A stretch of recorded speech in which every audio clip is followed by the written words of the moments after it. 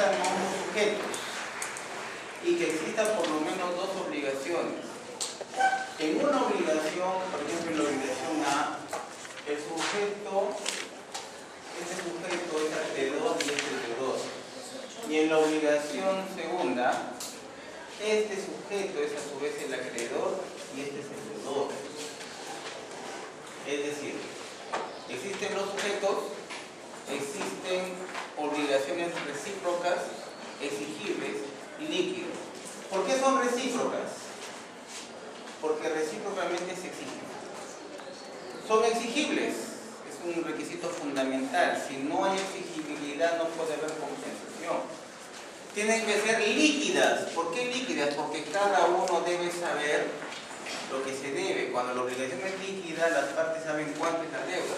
Supongamos que A en la obligación 1 es acreedor de D, es acreedor de su deudor por la suma de 1000 soles.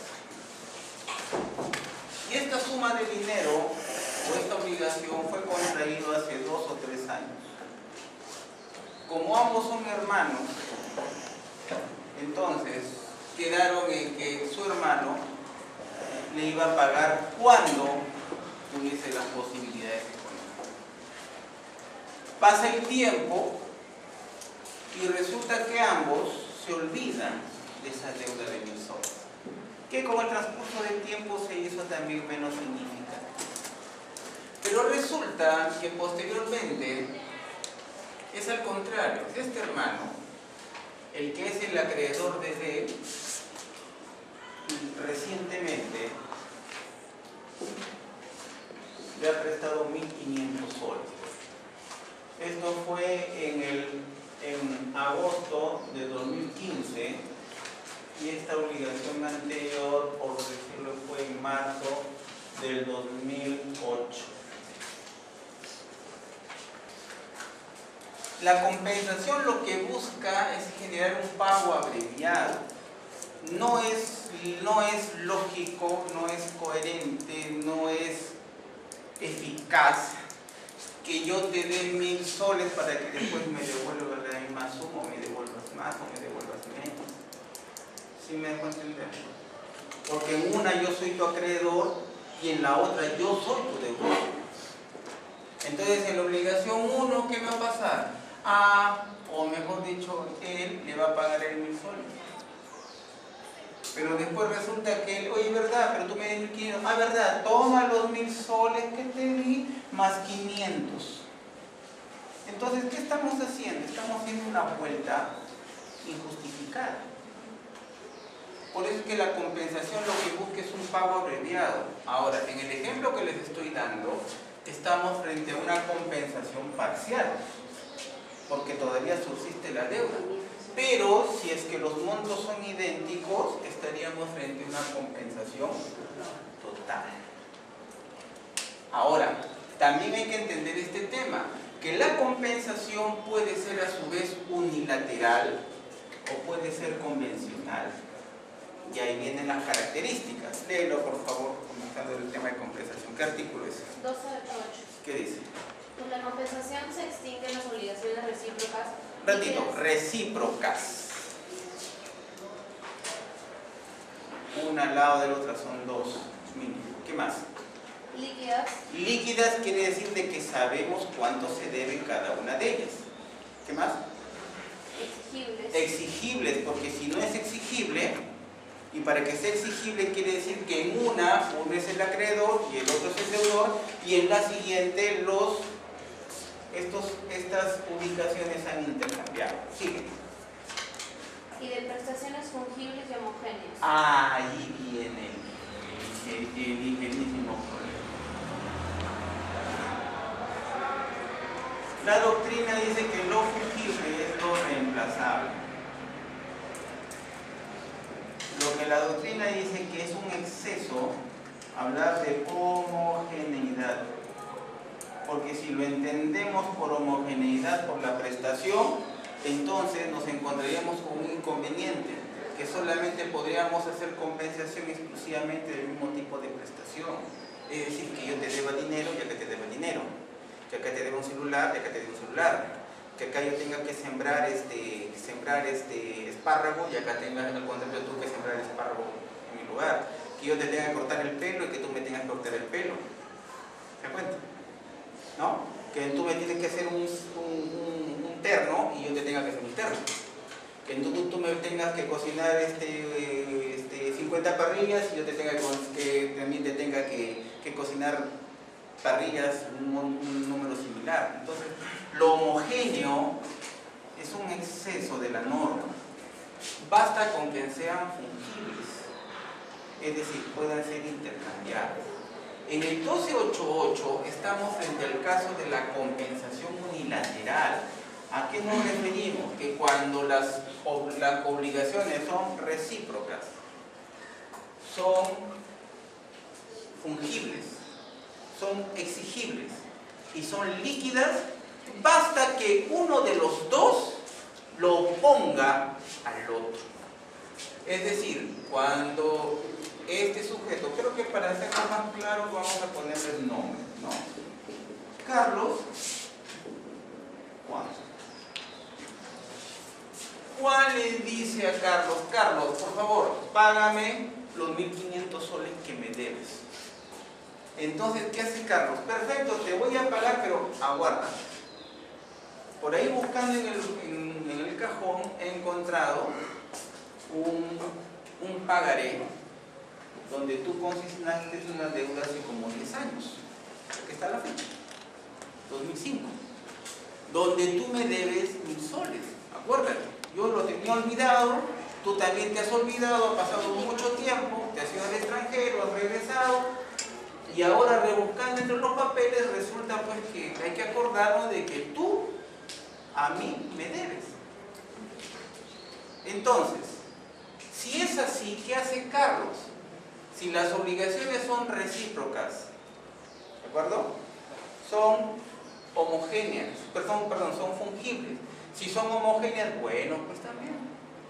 Si son exigibles, si son líquidas, entonces ¿qué hace Carlos? Carlos unilateralmente opone la compensación a Juan y no le da los 1.500, sino ¿cuánto le da?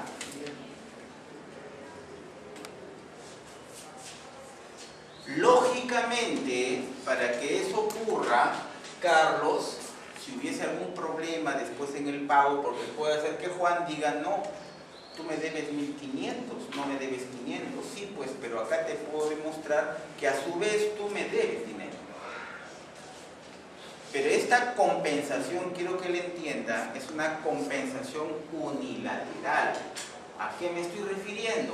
Que la ley permite que directamente uno de los sujetos se la oponga al otro sin necesidad de que haya acuerdo. Simplemente con la verificación que existen dos obligaciones recíprocas, ¿no?, exigibles, líquidas, fungibles. Si eso es así, entonces unilateralmente cualquiera de los dos se la opone al otro. Puede ser que sea, como en este caso, parcial, o puede ser que sea total. ¿Hasta acá? ¿Sí lo entienden? O sea, no hay necesidad de acuerdo para la compensación unilateral. Basta que existan los requisitos del 1288, ¿no? Y se entiende que quien opone la compensación tiene que acreditar en su momento la existencia de ambas obligaciones. ¿Sí está claro? ¿Está claro? ¿Por qué? Porque existe la compensación convencional. Es decir, cuando los sujetos se ponen de acuerdo anticipadamente que van a compensar. Y en ese caso, la ley permite que por autonomía privada de las partes, no necesariamente se cumplan con todos los requisitos del 1288, sino las partes pueden eventualmente hacer una compensación de prestaciones diferentes. ¿Qué dice el 1288?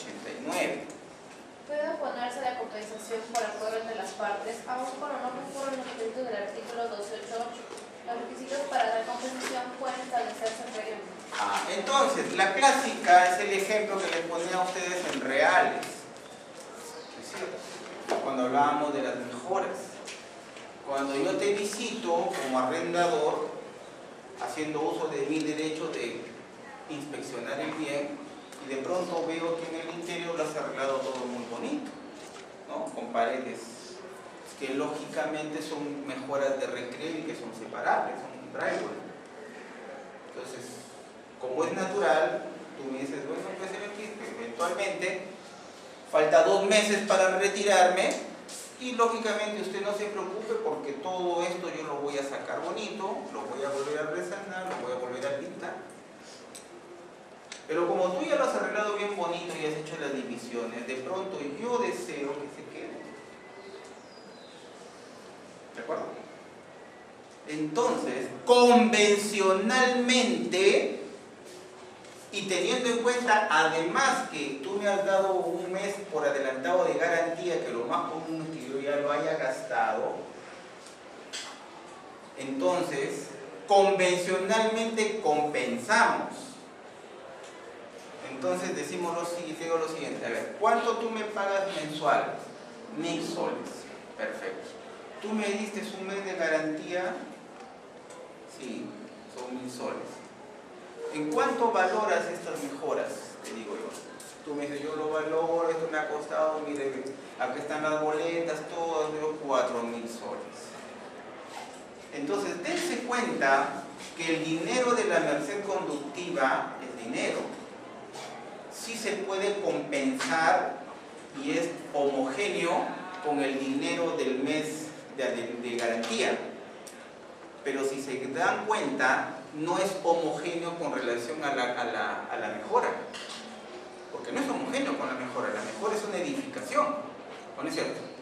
Pero convencionalmente, por eso el 1289 dice, las partes pueden acordar compensar sin que necesariamente concurran todos los requisitos del 1288, aunque hay un requisito que sí necesariamente tendría que concurrir. ¿Y cuál es ese requisito que sí tendría que concurrir? Que tendrían que ser exigibles. Porque si no hay exigibilidad, no habría acreedor y deudor en una, y no habría acreedor y deudor en ambas. ¿Están captando la idea? Entonces, ¿qué es lo que hago contigo convencionalmente? Compensamos de un lado los 1000 soles que me diste en garantía, que hasta ahí sí cumple con la homogeneidad. ¿Estamos de acuerdo? Pero ¿qué hago? Hacemos contigo convencionalmente una valorización de la pared, ¿no es cierto? De las mejoras que has hecho. Y establecemos que son 4000 soles más. ¿Y cómo lo compensamos? Ahí viene el tema. Lo compensamos, por ejemplo, de 2 maneras. Una, permitiéndote que tú te quedes 5 meses adicionales. O, al finalizar el contrato, porque puede ser que yo tenga urgencia y ya tengo a otro arrendatario futuro, pagarte 5000 soles para que te vayas. Tranquilo. Entonces las compensaciones, cuando son convencionales, no necesariamente tienen que cumplir con todos los requisitos del 288. ¿Se entendió hasta acá? Compensar busca establecer un pago abreviado. Ahora, en el acto constitutivo de la obligación, ¿podemos excluir la compensación? Podemos excluir. Podemos incluir una cláusula que diga, eventualmente, en el caso que en otras relaciones obligacionales una de las partes resulte siendo deudor de la otra, las partes acordamos expresamente excluir la compensación.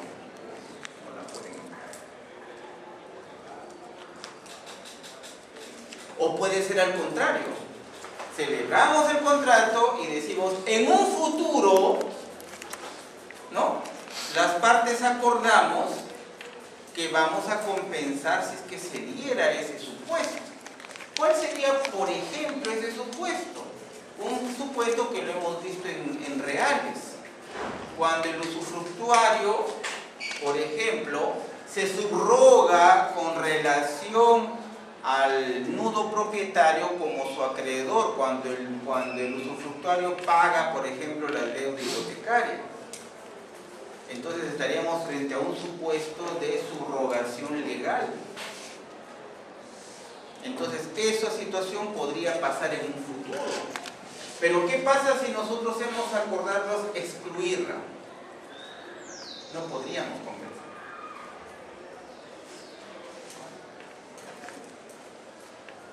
Y en el otro supuesto acordamos que esa situación podría eventualmente suceder o pasar. ¿Preguntas hasta acá? ¿Se entiende? ¿Dudas? Sigue. ¿Qué artículo sigue? 1290. ¿Qué dice? Se prohíbe la compensación, inciso 1, en la restitución de bienes de los que el propietario haya sido despojado. O sea, imagínate, es que ¿qué pasa? Es que si eres despojado, has cometido por lo menos ilícitos civiles y muy probablemente ilícitos penales. Porque el despojo implicará eventualmente usurpación, ¿no es cierto? Podría eventualmente significar hurto, robo, lesiones, ¿no es cierto? Daños. Entonces, la ley entiende que la compensación debe ser lo más limpia y transparente posible y en la medida de lo factible evitar que esté teñido o que esté manchado con situaciones contrarias al derecho. Por eso es que entiende que cuando el propietario es despojado, ¿no?, de un bien, el usurpador, el despojante no puede decir, verdad, entonces con eso me estoy haciendo cobro de la deuda que tú me tienes. Entonces prácticamente estaríamos, y se reforzaría esta hipótesis con la situación de la prohibición de retener un bien que no ha sido objeto de la obligación. Recuerden ustedes el derecho de retención. En el derecho de retención nosotros solamente podemos retener un bien, ¿no?, que nos ha sido entregado y que ha sido objeto de la relación obligacional. Si tú me entregas un televisor para arreglártelo y no me pagas, y tengo aparte 2 o 3 televisores tuyos por cuya reparación tú me has pagado, ¿cierto? Entonces los otros televisores yo, por imperio de la ley, estoy obligado a entregártelos. Solamente podría retener ¿cuál? El televisor respecto del cual tú no me has cancelado. ¿Se dan cuenta? O sea, sería un caso donde explicaría esta situación. Entonces, no, en cristiano, no se puede hacer compensaciones en los casos en que la persona ha sido despojada de algún bien. O más explícitamente, cuando voy a buscarte a tu casa y entro violentamente y el primer bien que lo encuentro lo cojo y me lo llevo diciéndote de que lo estoy llevando porque como me debes hace tanto tiempo tal suma de dinero, pues no me queda más que ir y llevarte una cosa. Entonces lo que en buena cuenta quiere decir aquí a la ley es que no hay compensación en ilícitos. No hay esa posibilidad. ¿Qué más? Inciso 2. En la restitución de bienes depositados o entregados en comodato. Para que haya, cuando hay un contrato de depósito, tú estás entregando el bien para que el depositario lo guarde, lo custodie, para finalmente ser devuelto con una contraprestación económica. Cuando haces un comodato, el comodato es como una especie de usufructo, es decir, tú le otorgas, el comodante le entrega al comodatario 1728 del Código Civil, le entrega un bien no consumible para que lo use y lo disfrute con tal de devolvérselo. ¿Ya? Entonces, ¿qué implica el depósito? ¿Qué implica el comodato? Implican relaciones obligacionales, pero basadas en ¿qué? En la confianza, en la buena fe. Por eso es que con relación al inciso anterior, tampoco la ley desea que pueda haber compensaciones respecto de bienes dados en comodato o respecto de bienes dados en depósito. ¿Por qué? Porque de manera indirecta estaríamos alentando conductas ilícitas.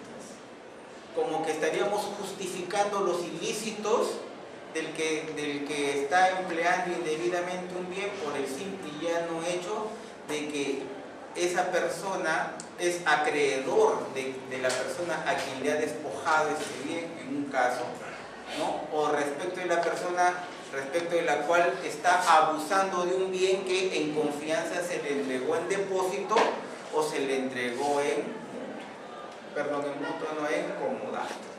O sea, sigue la misma orientación de la cosa. ¿Qué más? Inciso 3, de crédito inembargable. Hay créditos que son inembargables. Así, por ejemplo, ¿qué tal si es que él tiene una obligación con él, pero por ejemplo, es el trabajador con su empleador, ¿de acuerdo? Entonces, el empleador le dio un adelanto de sueldo a su empleado. ¿Le dio cuánto? Digamos 5.000 soles. ¿De acuerdo? Pero, independientemente de eso, el trabajador también le inició un proceso judicial, por ejemplo, por pago de CTS, por pago de vacaciones truncas, y resulta siendo a su vez el trabajador acreedor de su empleador. Digamos, ella adelantó 5.000 soles hace 2 años, que no le paga. Pero él independientemente, le inició un proceso de pago de beneficios sociales como CTS o como vacaciones truncas, y resulta que él a su vez le debe a su empleado la suma de 10.000 soles. Este crédito es un crédito inembargable. Por lo tanto, no procede la compensación ahí. Es decir, el empleador no puede decir, bueno, la sentencia dice que yo tengo que darte 10.000 soles, pero como me debes 5.000, entonces solamente te doy 5.000. No. ¿Por qué? Porque este crédito laboral es inembargable. O sea, la autonomía privada de los sujetos para acordar las compensaciones tiene límites, tiene prohibición. ¿Qué más? Inciso 4. De particulares del Estado, salvo en los casos permitidos por la ley. Así es.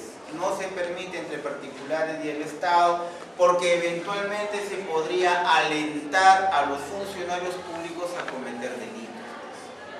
Se evita esa posibilidad. Salvo en los casos que la ley lo permite. ¿Qué más? Artículo 1291. El garante puede oponer la compensación de lo que el acreedor deba al deudor. Vamos a... Este es Carlos.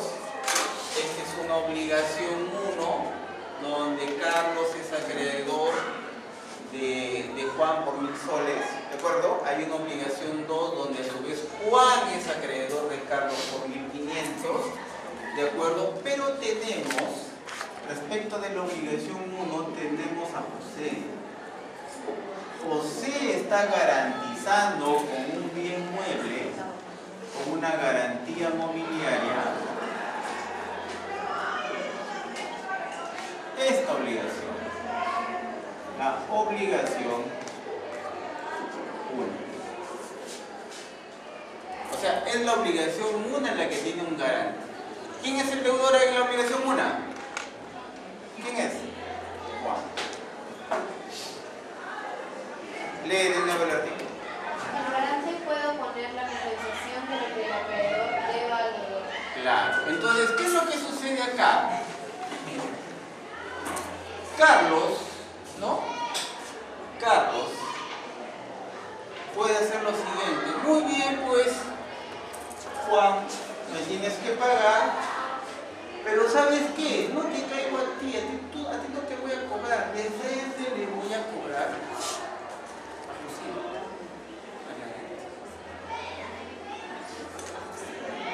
Claro, pues, estamos hablando de quién es el, estamos hablando de la 1, pues, es el garante de la obligación 1.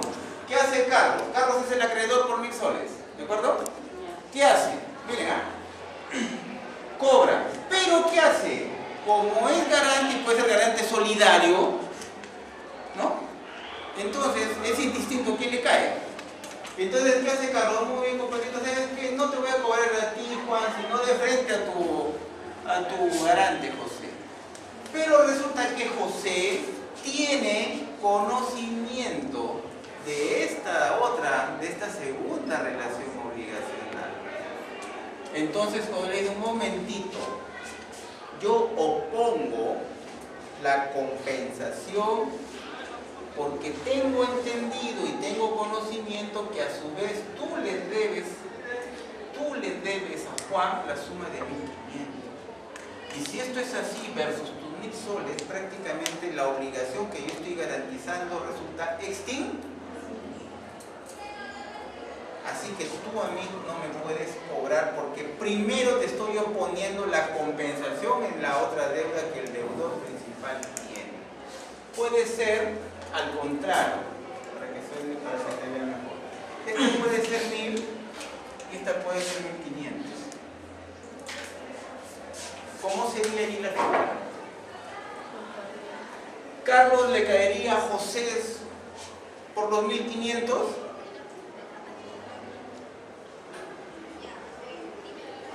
¿Podría hacerlo? O primero José exigiría que se compense la obligación 2. Se compensa la obligación 2 y recién por el saldo. ¿Cuál sería el saldo? Recién por el saldo, José. Puede ser una garantía mobiliaria, puede ser una fianza, en fin. Puede ser cualquier tipo de garantía. ¿Qué es lo que está diciendo la norma? Que el garante de una de las relaciones obligacionales, al tener conocimiento de las obligaciones recíprocas, exigibles, líquidas, etc., y cuando van en su contra, puede solicitar y oponer la compensación. Y esta es la excepción a la regla general de que la compensación es solamente personalísima entre los sujetos, acreedores y deudores de las obligaciones, sino que ahora la ley le está permitiendo que esa compensación pueda ser ejercida no por el deudor principal, sino por uno de sus garantes. Para eso, obviamente, el garante se entiende que debe conocer de la existencia de esta relación. Entonces, si se puede compensar perfectamente, la consecuencia lógica será que José, al establecerse la compensación de manera total, José quedaría liberado de su calidad de garante. ¿Cierto? Pero si la compensación es parcial, igual José se vería beneficiado. ¿Por qué? Porque Carlos iría en su contra, pero después de haber compensado la deuda, por lo menos parcialmente. O sea, Carlos ya no iría contra José por 1.500, sino por 500.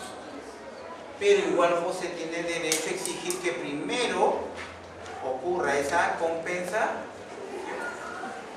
¿Se entendió? ¿Qué más? 1292. El deudor que ha consentido que el acreedor ceda su derecho a un tercero no puede poner a este la compensación que hubiera podido poner al cedente. Ya, vamos acá por partes. El deudor, acá es el acreedor, este es el acreedor, ¿cierto? Este es el acreedor, ¿cierto? En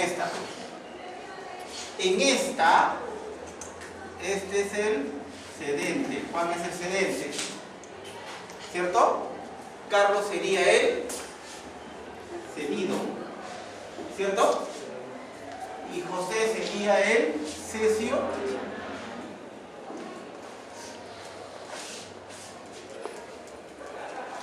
En la segunda relación obligacional, no en la primera, en la segunda, donde Juan es el acreedor. A ver, ¿está claro? Atentos, ¿no? Pues, en la segunda, por eso le estoy pintando con colores, para que lo vean. En la segunda, donde Juan es el acreedor, él hace una cesión en favor del tercero, y ese tercero entra en su lugar. Si lo realiza y Carlos no se opone, Carlos no puede, cuando ya no esté Juan, sino acá esté José,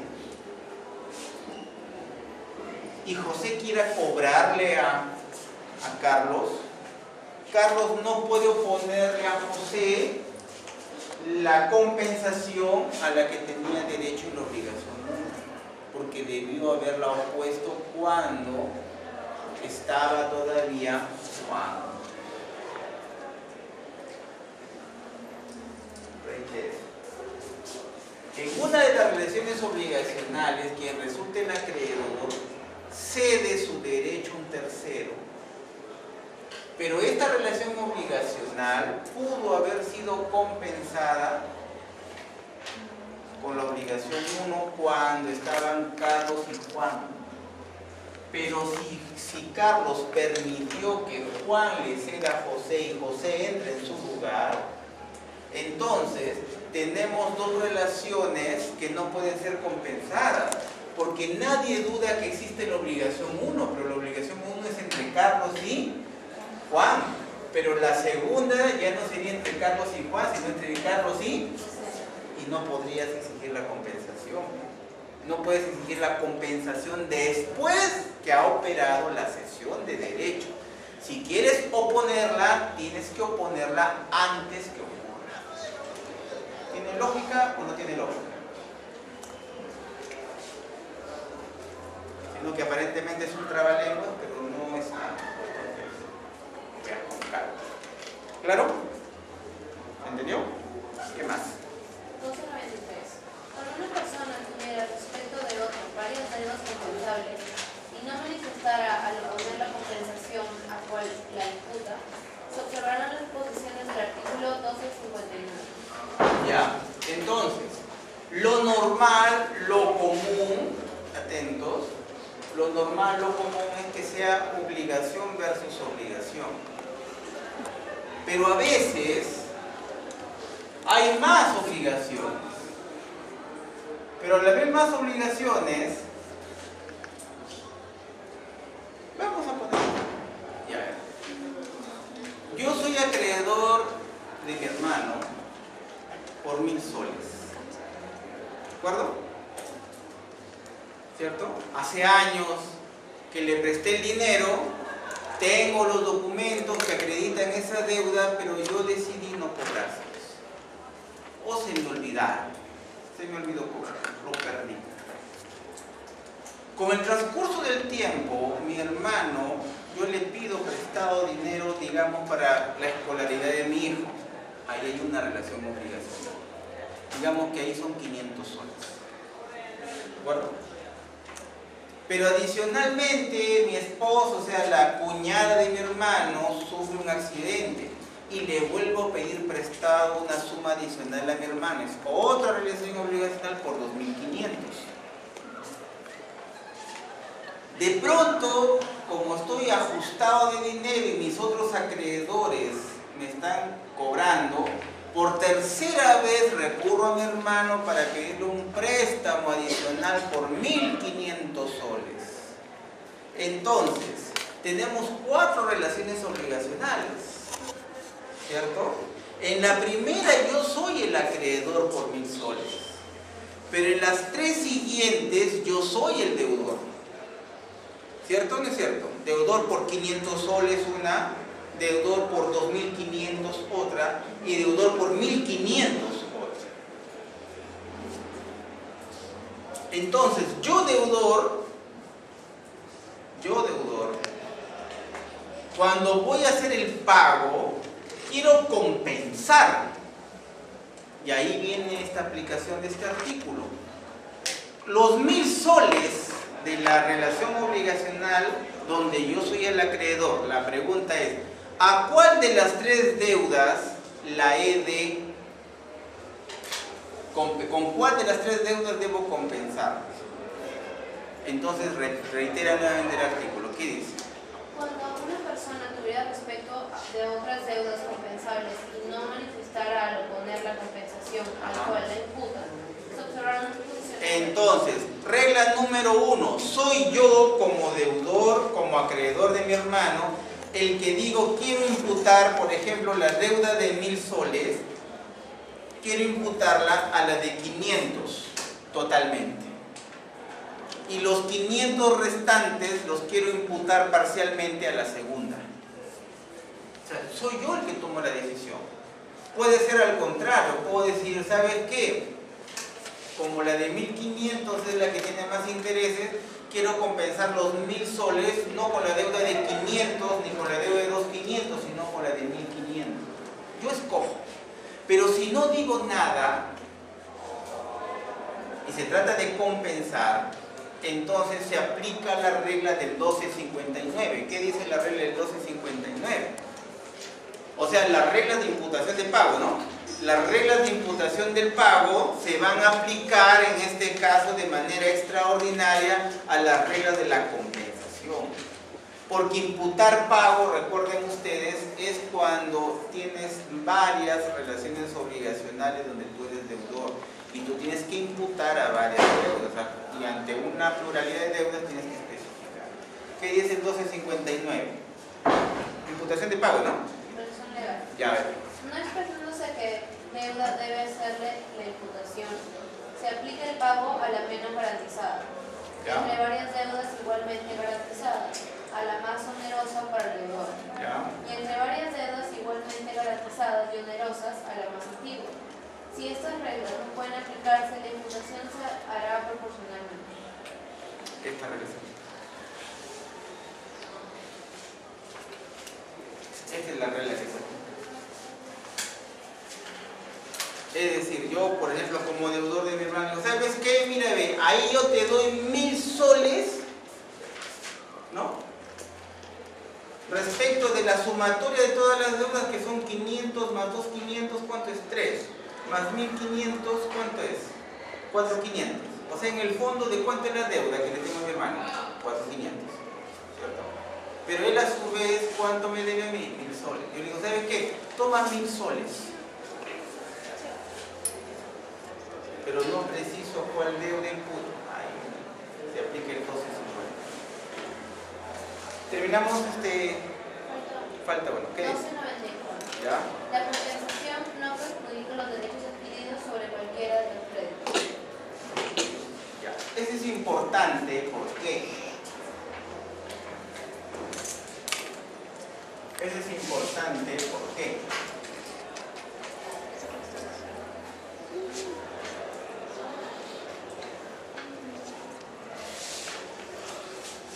¿Qué tal si estos 1500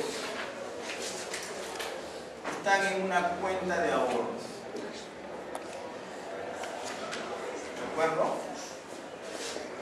¿De acuerdo? ¿Quién es el deudor en la 1? Pero resulta que Juan a su vez es deudor ¿de quién? Es deudor, no, por Carlos ya no, un tercero, porque tiene un tercero, Manuel. ¿Qué hace Manuel? Solicita una retención sobre esto en la cuenta de Juan y le retiene 1500.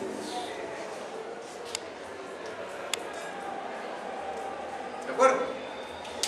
Desconocedor de eso, porque demora un día, 2 días, Juan, creyendo que tiene los 1500 en su cuenta, ¿no?